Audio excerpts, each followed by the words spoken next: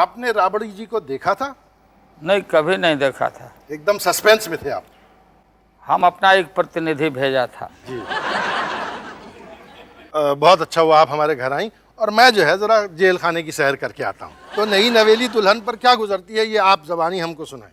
बात ऐसे नहीं है, राबड़ी देवी खुद जेल पहुंच जाती थी। तार काटो तरकुल काटो, काटो रे बन खाजा। पूरा एपिसोड देखिए ZEE5 पर।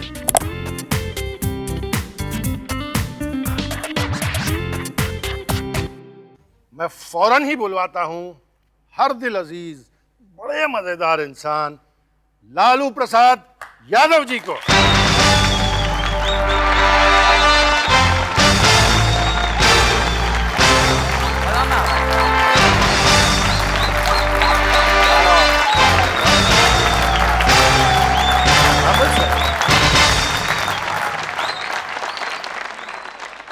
जब नायक का जिक्र हो तो नायिका की कुछ बातें सुन लेनी चाहिए, ऐसा मेरा ख्याल है। तो नायिका जी क्या फरमाती हैं, हम पर्दे पर सुनते हैं।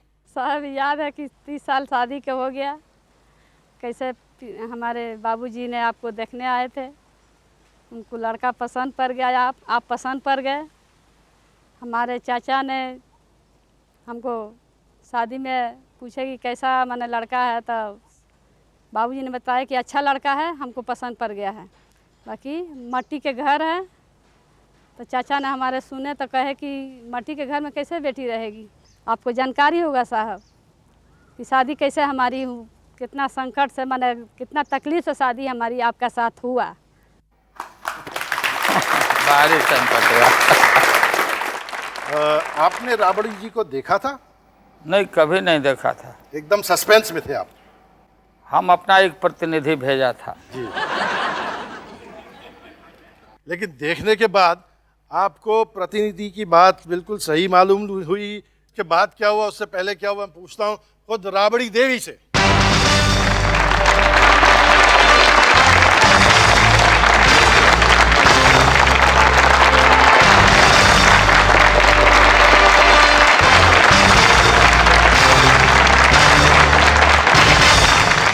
हम लोग बातें कर रहे थे, लालू जी बता रहे थे कि जब आप इनके घर आई पहली बार तो इन्होंने आपको ये खुशखबरी सुनाई कि बहुत अच्छा हुआ आप हमारे घर आई, और मैं जो है ज़रा जेल खाने की सैर करके आता हूँ।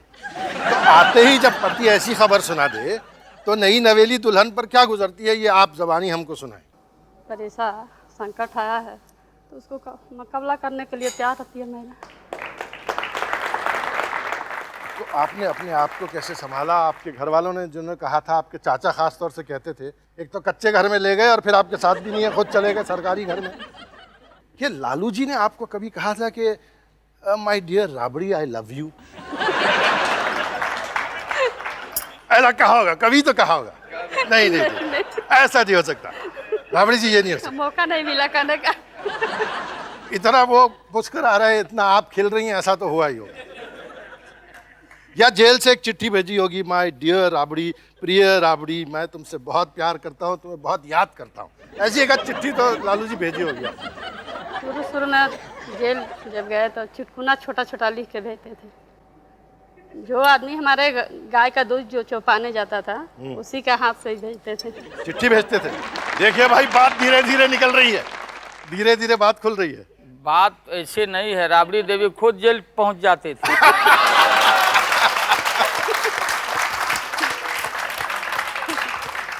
चौधरी साहब, जब आपको ये मालूम हुआ कि दामाद जी जो हैं वो अब ताज़ा जो है जेल जाने वाले हैं और हमारी पुत्री जो है वो अकेली रह जाने वाली है, तो आपको कैसा लगा? आप घबरा गए? जेल में तो हम भी पाछे पाछे घूमे। ये तो आज फल पहुंचाते थे, फल पहुंचाते थे, पैसा पहुंचाते थे, दही पहुंचाते थे, चिवड़ा पहुंचाते थे। तो इसीलिए आपको शायद जेल का जो है माहौल थोड़ा अच्छा लग गया। आपने कहा अब कौन जेल से डरता है, हाँ। अब जितनी बार भेजो, हम तो पहले से प्रैक्टिस करके आए हुए हैं। हाँ। और जेल हमारा गुरुद्वारा है। तो मैं फल लेकर आऊं या राबड़ी जी की चिट्ठी लेकर आऊं? जब आप जेल में रहिएगा तो आपको फल मिलेगा, पहुंचाएगा। तो माता जी भी मिलने जाती थी आप? जी, खाली जेले देख ले बन लो और कुछ जानता नहीं। जेले में अच्छा, चौधरी साहब जो है चुपके से माता जी को एक कोनी मार रहे कि बहुत ज्यादा मत बोलना। चौधरी साहब, लेकिन हमने देख लिया भाई, हमने देख लिया।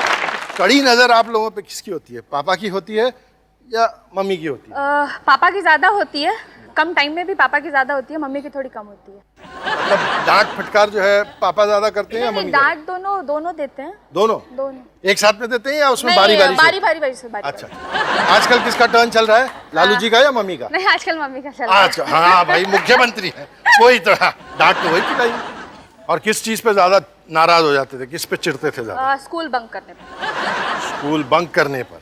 और स्कूल आप बंक करती थी? हाँ, मैं बंक करती थी। खूब जी भर नहीं, के? खूब नहीं, कभी खूब कभार, नहीं, मतलब जब पापा से नजर बचा के।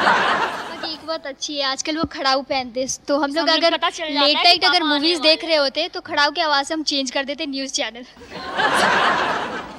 सब बिछौना में चला जाता है। गांव में सोने के पहले सो नहीं जाते थे और एक दूसरे का कान पकड़ के झुंड बना के, चूंटा हो चूंटा मामा के घैलिया काहे फोड़ल हो चूंटा, अब पूरा कान ऐसे रहे हम लोग। फिर दिन में सभी दोस्त मिल करके और बोलते थे हम लोग, तार काटो तरकुल काटो, काटो रे बन खाजा, हाथी पर के घुंघरू चमक चर खाजा। ये हमारा काम होता है, ये हमारे एंटरटेनमेंट है। ये हमारा एंटरटेनमेंट था गांव गंवई के लोगों का, और खास करके हमारा इलाका। जब गांव भर की महिलाएं जुटती थी छठ करने के लिए, तो ये तैरना जानता था, खड़ा होकर तैरता था, और हमको तैरने नहीं आता था। ये हमको कुआं में डुबा देना चाहता था। तो वो बोला, आए लालू भाई, ये लालू भाई आओ, इतने पानी है। तो हम उत्साह में चले गए, ये किनारे हट गया, हम गज से जाकर डूब गए। ये बात को छिपा रहा, तब ये हल्ला हुआ, सारी महिलाएं लोग गए, हाथ में हाथ लगा के टान के हमको लाए। उसके बाद आपने इनको क्या किया? इनका बढ़िया से इलाज किया गया। तो जाके तार के नीचे चित्त सो जाते थे, और शरीर को इधर किया तो बाहर चले गए, फिर घूम के आए, फिर उधर बाहर सो गए, और फिर इधर से हंसकाया तो फिर जेल में चले आए। सिपाही तो अपना उधर ड्यूटी, उसको पता कहाँ हम लोग कहाँ घूम रहे हैं। आदाब हुजूर, आप बाल बहुत कम झाड़ते हैं, आपके बाल बिखरे हुए ज़्यादा रहते हैं। प्रणाम सर। आप जब भी गौशाला में जाते हैं तो गायें आपको देख कर के खड़ी हो जाती है, और वो उम्मीद करती हैं कि आप उन्हें कुछ खिलाएंगे। महादेव, महादेव, आओ महादेव।